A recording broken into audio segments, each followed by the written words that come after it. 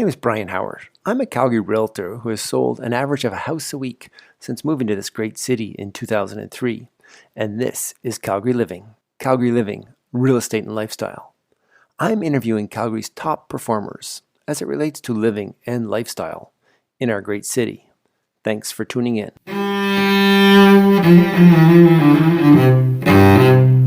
On today's podcast, I had the pleasure of interviewing my longtime friend and Coach Cal Zaryski. I've known Cal since about 2005 or so and have trained with him on and off ever since.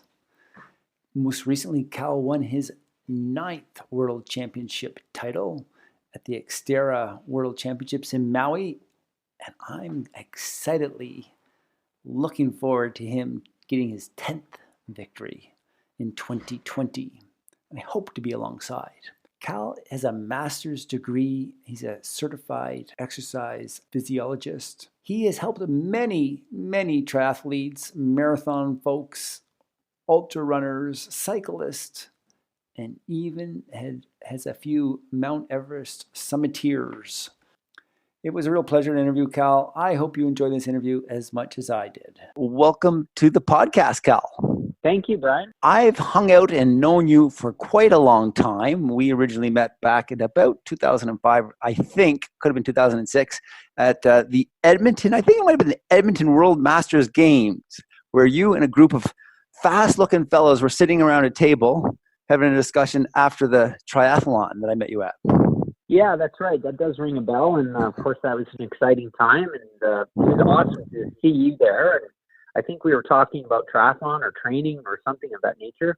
Exactly. And I found out that you were a coach at the time. And I was kind of trying to gun to be fast at Ironman Canada, and was trying to hang out with fast folks. And that's kind of how I started to follow you and join your coaching team. Yeah, that's right.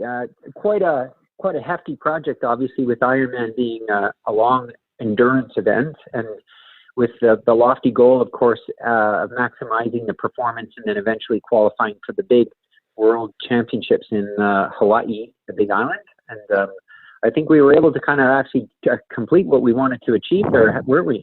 That's exactly right. So first time I did it was 2006. And then again, I wasn't really training with you at that time, but then I said, okay, I got to do this again. So I took 2007 off and started training with you then in 2007 and got to the goal in 2008 at Ironman Canada. So I was able to run a 9:45 and then get to Kona that year in 2008. Yeah, that's right. And my gosh, any age grouper that can go sub 10 hours in an Ironman is a pretty outstanding performance. And then most Ironman athletes, triathletes in the world, they just aspire to making it to the big show there on the Big Island. So congratulations on that performance, Brian. Pretty stellar.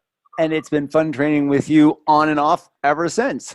So Cal, getting into our podcast here, what strikes you most about living in Calgary? What have you noticed? What is it that kind of strikes you about the city? Well, that's a really good question. And of course, I hear of people that travel all over the world. And firstly, they say that Canada is obviously one of the best countries to live in, firstly. And then when you think of all the cities that we could potentially live in, my opinion is Calgary's got the right balance in terms of its ability to offer the ability to make a living work, especially in my line of work where it's coaching, which is a bit of a luxury for people to acquire my services. And in terms of Calgary, you look at the activity that people do, like everyone's active here, which is really, really neat to see, which again, you see within our infrastructure. So we have quite a bit of world-class facilities, and it was a blessing that we did get the 1988 Olympics, which of course gave us places like the Olympic Oval and others. But we have some world-class swimming pools and indoor tracks, field houses, you name it. And I think that really puts us on top of pretty much a place that you can live as an active person. And of course, everybody knows too that we're basically 45 minutes to about an hour away from our beautiful Kananaskis and Rocky Mountains. And I think, again, for a lot of us who love the backcountry and like to mountain bike and trail run and hike and snowshoe and cross country ski, I mean, it's just such a blessing to have that so close. Again, some other cities in the country I think they'd spend 45 minutes just getting to work, where we can spend 45 minutes and we're in the heart of the mountains. So it's just an amazing place to live and make a living. Absolutely. I agree entirely with all your points. Cal, how did you come to live in Calgary? I know that you've lived in mostly Western Canada, I suppose, but how did it happen that you came to Calgary? Yeah, I mean, I grew up in Penticton, BC, which is a beautiful area to grow up in. And as a kid going up through high school and senior high school, again, it was pretty neat. And that's how I actually found triathlon way back in I guess it would be the late 80s that I actually started many years ago. But my parents basically decided that they would move to Calgary and become property owners. And at the time I was in grade 11. And so I kind of carried on with them and came to Calgary for my grade 12 senior year. I went to William Aberhart, and I just kind of followed suit with them, and then finished and graduated from high school and went right into, I guess, my physical education degree at the University of Calgary. And my intentions were to become a school teacher. I really enjoy that environment, and I had some great teachers when I was growing up. And so I did my undergrad in, I guess it would be physical education. And so just kind of, again, just fell into it. And since then, I certainly have been here ever since, and really have no aspirations of moving anywhere else at this point in time. But, and then of course, after I finished my undergrad degree, I kind of had a couple of years off, and I worked downtown at the Eau Claire Y, which is a beautiful facility, and did that for 2 years, but decided I would go back to school, and I did my master's degree in kinesiology. And that was after the Olympic Games came. So once we did get the infrastructure and the new facilities and such from the Olympic Games, it was a perfect place to stay. So that's why I did my undergrad and my, I guess my post-education degree at the same facility. Yeah. Neat. I'm interested in a few things, just as you're bringing that up. Do you remember, you say you came here for your grade 12 year, so I'm guessing, well, I know that you're just a year or two younger than me. Do you remember what year that was that you moved to Calgary? I'm thinking it might have been around, would it be like 1984-ish? Do you remember? Yeah, I believe 84. I might have came here around 83, 84, correct. Yeah. And yeah, I think that seems to ring a bell at this point. Yeah. And the reason why I ask is more as a real estate related. So Calgary was booming in late 70s till when it all fell apart about 82. Do you remember what brought your parents to Calgary? And do you remember the time or the attitude or the vibe of the city? Like thinking back to grade 12 and do you have any recollection of that, like of the vibe in the city at that time, like just after that bust of 82? Yeah. I think again, opportunity was blossoming. I think again, my parents just saw it was difficult to live in the Okanagan, and there was much opportunity in Alberta and Calgary. And as property owners, that was kind of their niche at that point. And it wasn't necessarily to work in oil and gas or anything like that. But I think again, the population was growing, and I think we were in a place where it was a good opportunity to again start something new. And then thereafter, I don't think there was too many hardships. I think maybe we had a stock market crash somewhere there, and I'm not sure if it was after that or what it was, but needless to say, we were pretty stable, which was really nice to live in an area and a community that was pretty stable. Yeah. Good. Interesting. And then you were a athletic guy, and all from our previous discussions, junior high school and high school, and then going to taking physical education at University of Calgary, and then the Olympics happening. Were you involved in the Olympics at all? Did you volunteer, or what was that like for you as a sort of probably an 18 to a 21-year-old? I'm guessing roughly you were that age. Yeah, obviously that was a great time for Calgary and Canada in general.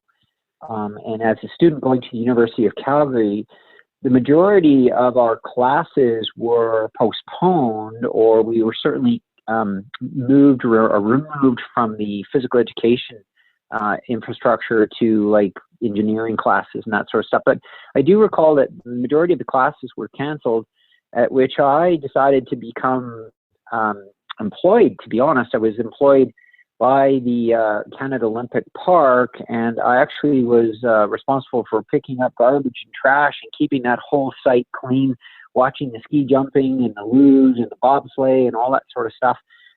So I did that for about 10 days. And so as a student, it was exciting to see some of these events, as well as make a little bit of money off the games. And then eventually, once the games ended, we were back into school and everything seemed to be normal. So I graduated from high school in 1985, and my sister was living in Calgary at the time, and I wanted to study recreation or physical education or outdoor something or other. Mm-hmm. And in the end, growing up in Prince Edward Island, Calgary just seemed way too far. So I ended up going to Wolfville at Acadia University. Relating to real estate, tell me about your interest. Actually, I've had some discussions with you a little bit about real estate and know your situation currently. But tell me a little bit about your interest in real estate and what were some of your first real estate decisions? Obviously, this was going to be my place of business and permanent residence. And so I guess I got fairly lucky when I was looking at real estate, meaning that I believe that the market value was affordable still, if you want to call it that. Especially for a person coming out of graduate school and, making a little bit of money here and there, but not making a ton of money. I'm not in an industry that makes a lot of money, but it was really nice to see that it was affordable. And I think I sort of wanted to make sure that the property that I would get into wasn't something that was either too large or I was in too much debt. And also I didn't necessarily want to cut my grass and mow, do all the manicuring stuff that I'd rather be out in the mountains and sort of thing. So I was looking into a condo type approach, small units, and happened to find the right area. So that was really nice too, is to be able to figure out which area in the city I'd like to live in. So again, access to facilities was important. Access to getting out of town was very important, and fairly close to downtown, because if I was going to offer a service that people potentially would come either have a meeting with me or come and do some training in potentially my area or facilities, it had to be somewhat central. So again, I got quite lucky that I lived in an area called Killarney, which is not far from downtown, and I found the perfect buy, and it was affordable. And at the time, it was a bit scary to carry a mortgage, I think, of about $120,000, which is probably peanuts nowadays, but certainly as a first-time buyer, that's a bit emotional. And I just kind of was happy with it. And certainly at this point in time, I'd like to have more space, but I think it's more about my lifestyle and just kind of decluttering and going through that process. But the real estate market has gone up and down, and I'm very, very happy that I bought when I did. And that's the one thing I would say to people is that, there's often, you're always a little bit hesitant about purchasing or getting in the market, but I tell you, I'm very blessed that I got in, because I'm not sure what the value of my home is or condo is at this point in time, but at least at this point in time, I have something, and I'm in the market, which is awesome. Yeah.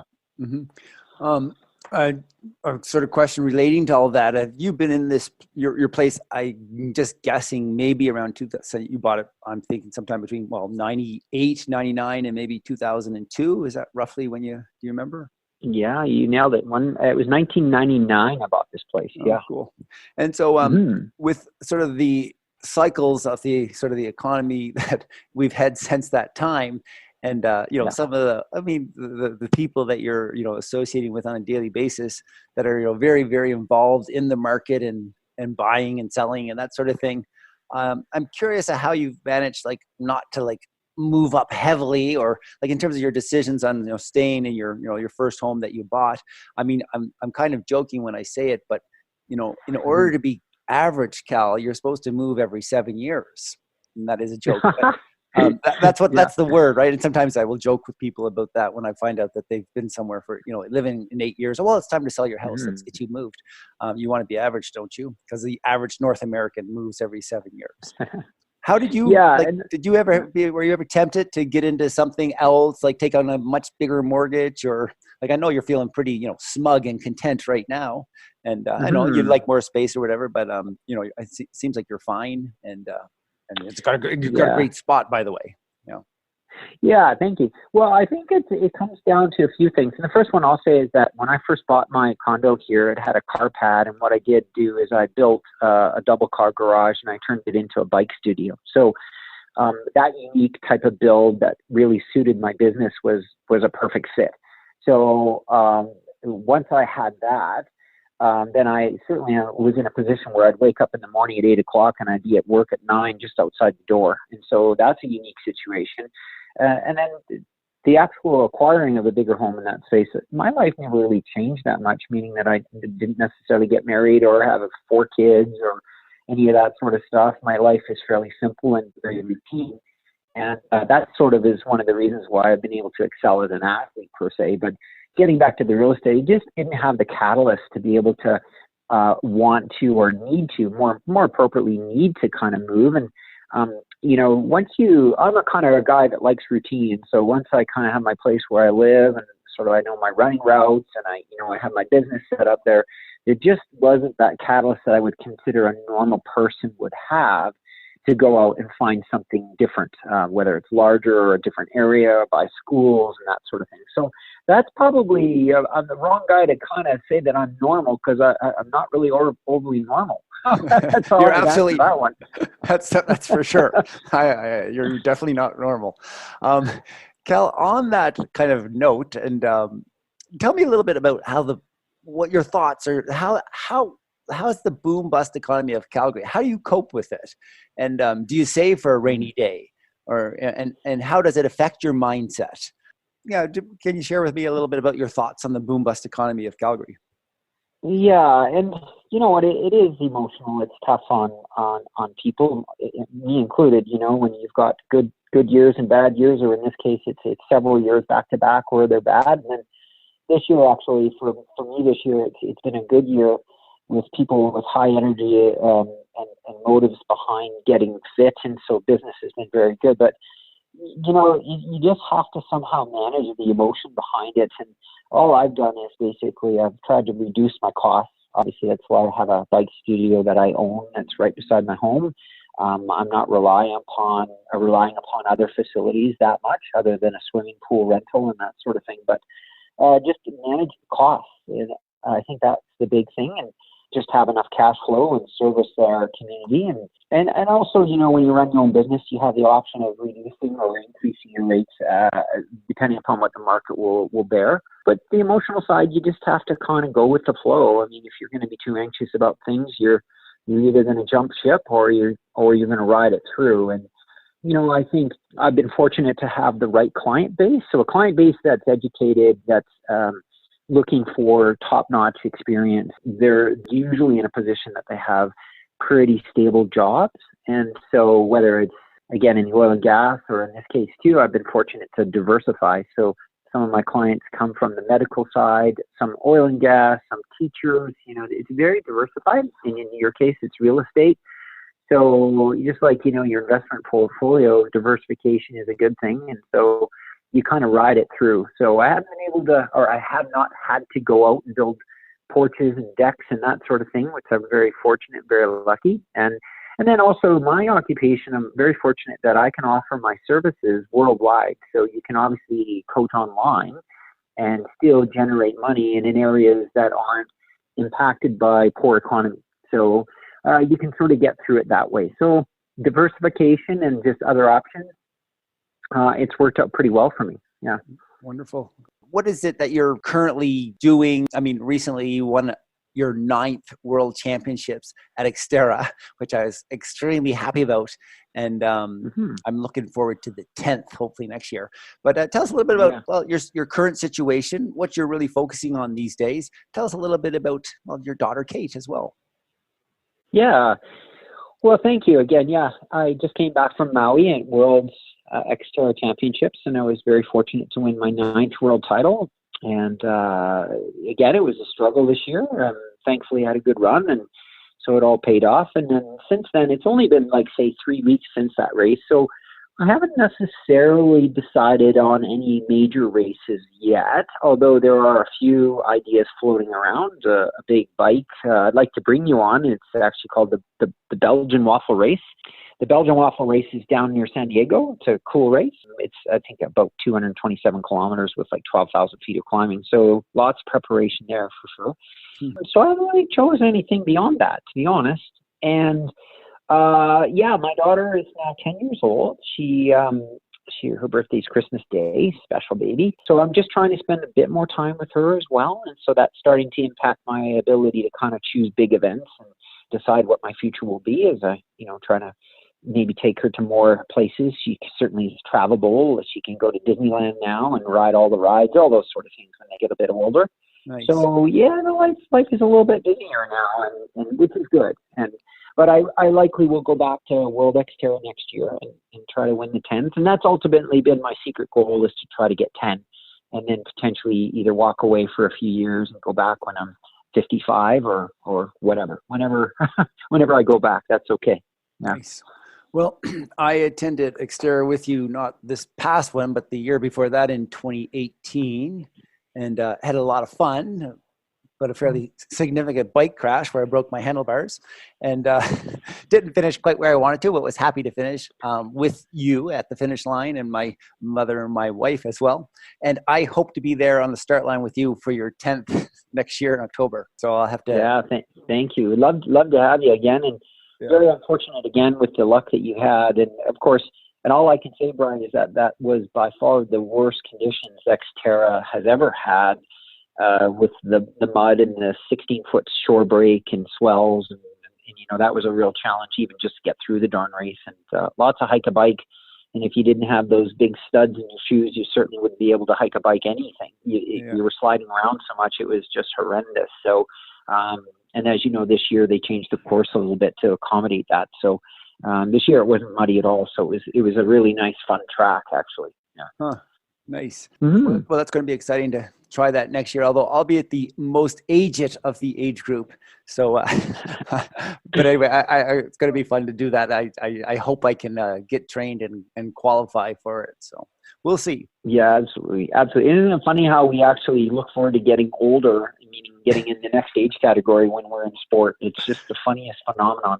It is. How our listeners can maybe take action on, improved fitness or wellness or mental health. Mm-hmm. Any thoughts on that? I mean, you're in the business of, I would say high-end physical fitness. What are some actions that it seems like people our age are, have a hard time still maybe getting movement mm-hmm. or getting off the couch? Any thoughts on like what do you do, or what do some of your athletes do to maintain really great fitness? Yeah, I mean, obviously, if anybody's sitting out there and they're fairly sedentary, but I'm sure that they've heard all the research and the preaching by people that care about them and all that sort of stuff. But in general, they just got to start, and then from that, the start needs to be very simple. It's basically just walking. It might be even just carrying a bunch of soup cans around or doing tubing or something like that for some resistance training and waking up the muscles.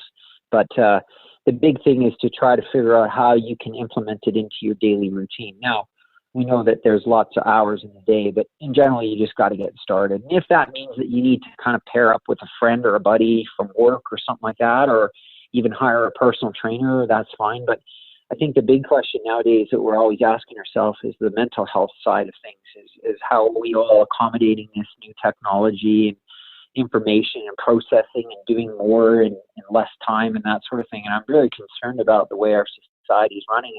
And I think exercise allows us to slow down. It allows us to think and get clarity and release stresses and that sort of thing. And so it's even more important now, not just the health benefits and reducing the diseases of civilization, we call them. It's more about the mental health too. So, I think people just need to kind of make it a priority in their lives. And once they actually get fit or fitter than where they are now, they're going to see the benefits. And once you feel what it's like to be fit and healthy, you'll never go back. And so, but the hard part is just getting going. And us as athletes, everybody says, well, you guys are just so committed. And sometimes we need to so-called commit to workouts, or even more powerful is commit to racing, which motivates us by either fear or embarrassment or whatever you want to say it's going to be. That basically we have a performance evaluation coming up.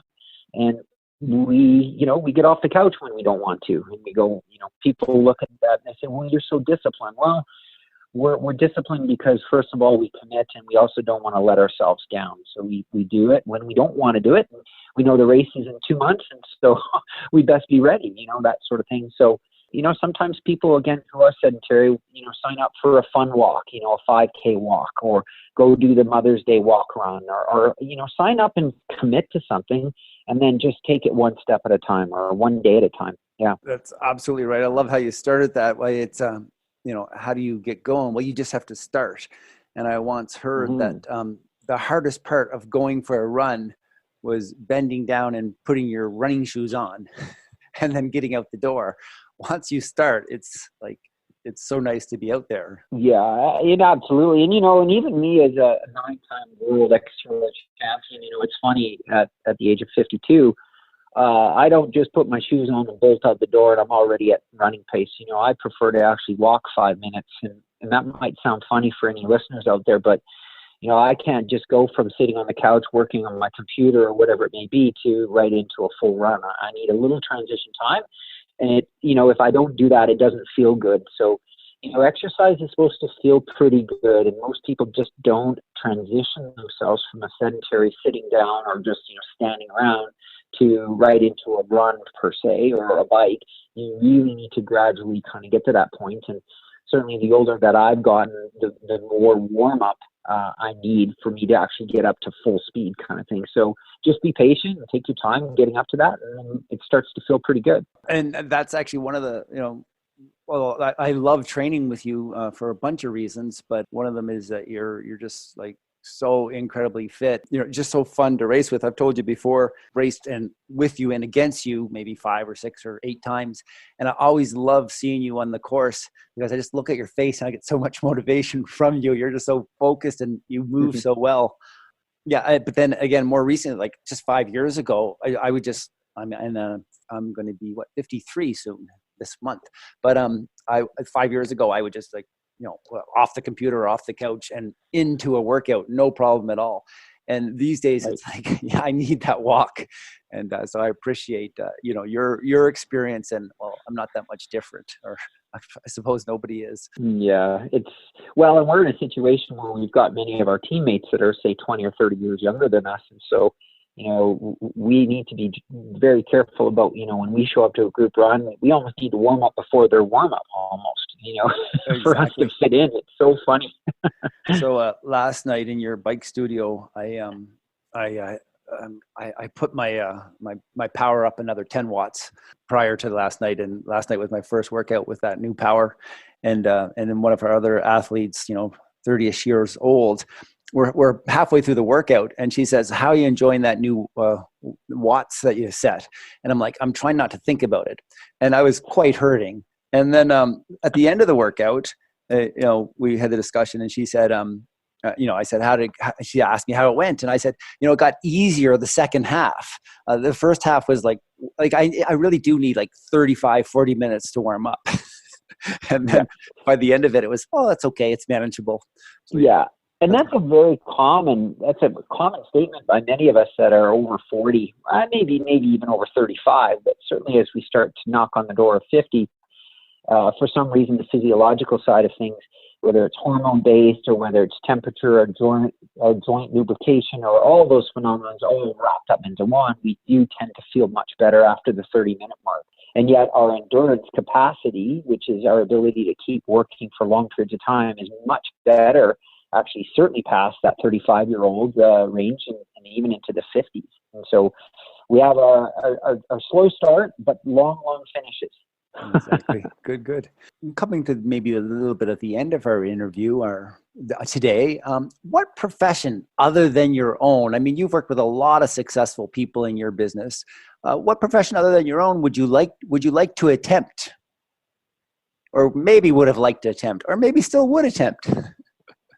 Yeah, that's a really good question. It's funny. I always joke around. I come from a bit of a musical background, so I've always said, even at my age 52, I want to be a rock star. So maybe there'll be a chance when I'm in 60, 65, I'll actually form a band and go out there and tour about, maybe some senior tour or something of that nature. But I really like the creative side of music, and I'm a drummer, so it's physical as well. You have four appendages. It's very challenging. You certainly can keep developing as we gotten older. If anything, I'll make the statement that, since I've gotten older and continue to drum, that's one skill, where you lose your hearing, you lose your eyesight, you lose, some of these other things in your balance and some, but it's ironic that I've seen my drumming skill, coordination, and independence of my appendages has gotten better. And that's absolutely shocking. And it's quite an eye opener in terms of my ability to do things that I've never been able to do. And so to answer your question, I'd love to be a rock star. Wow. Well, you are a rock star. I'm really happy to hear that. Oh, that is very cool. Yeah. It's been only in recent years that I knew that you were a drummer, and I was quite impressed when I learned, and actually not that surprised. Cal, why or why not are you staying in Calgary? Well, again, I'm like the idea of having my routine and roots here, basically, and I think the people too. I haven't lived all over the world, all over Canada, but certainly the people that I'm in touch with are active and high energy with vision and passion. So, there's no reason for me to actually look elsewhere other than potentially, on trips. And I love going to Hawaii and I love the ocean, that sort of thing. But I just think the overall package of what Calgary offers me personally is a really good fit.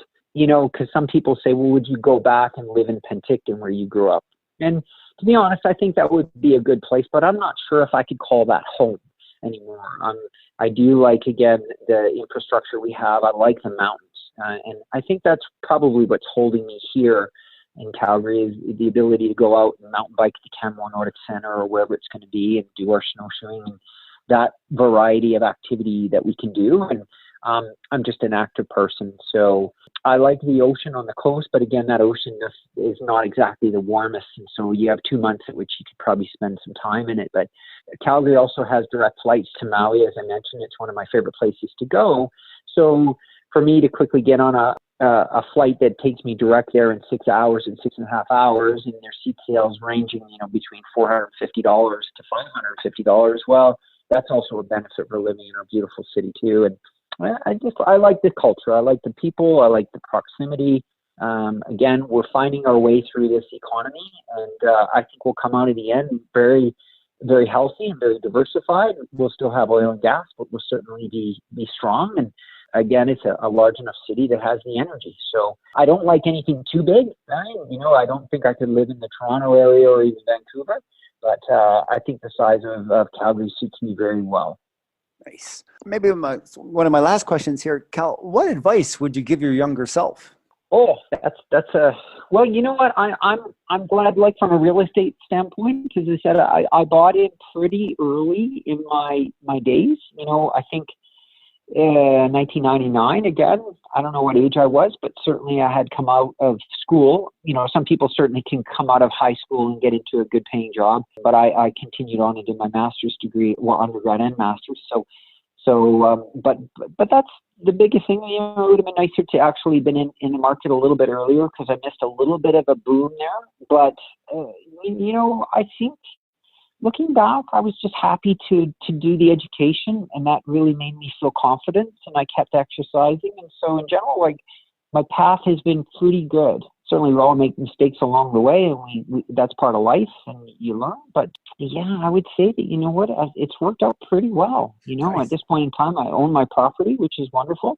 Maybe down the road, Brian, I will seek your professional advice and your service. And maybe if I decide to go into a larger home, as the market changes and stuff, and that might be something that I would change, but I would still live in Calgary though. So I don't think I would change anything, Brian. I think at this point I'm pretty happy and content with my path. What else should we share with our listeners, or how can our listeners get in touch with you? How can we find you?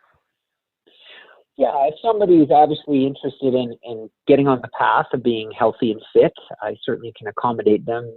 They can just go onto my website. It's criticalspeed.com.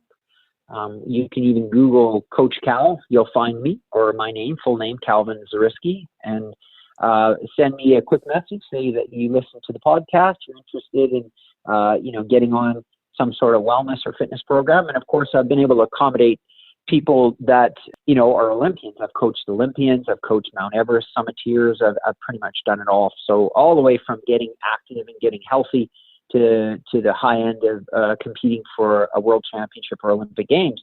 That's kind of what I do. I do it full time. I also have great resources at the Canadian Sport Institute, whereby, I always lean on them for the latest and greatest in research and what's going on in the field of high performance. And I'm always on the cutting edge that way. So yeah, criticalspeed.com is where you can find me. And by all means, you can reach out anytime.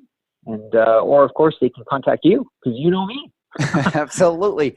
Well, that's great. I'll of course include that information in the show notes. Well, Cal, I hope I've learned a little bit more about you, and it's been a really fun time. In this position of doing a podcast like this, it's just so fun. I can ask whatever I want. I love it, and so it's been fun. And I hope to do this for a bit. Maybe we'll have a second show down the road.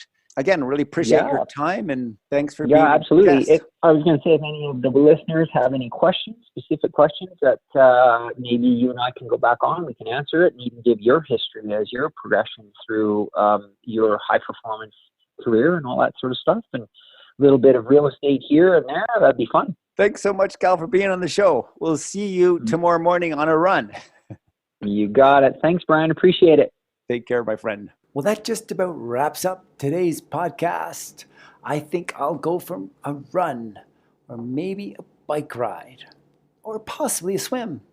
Actually, why don't I just do all three so that I will have a chance of joining Cal in Maui at the World Xterra Championships next October, where I hope to see Cal take his 10th world title. If you have questions, if you have suggestions on who we should have on this podcast, Calgary Living, Real Estate and Lifestyle, please reach out to me. You can find me on Instagram at Calgary_living, or just go ahead and Google me, Brian Howard. Of course, you know how to spell Brian. It's Bryon. You can reach out to us with all kinds of questions or suggestions. I look forward to seeing you out there on the trail, on a run, possibly skiing or snowshoeing, or on a bike. Look forward to connecting soon.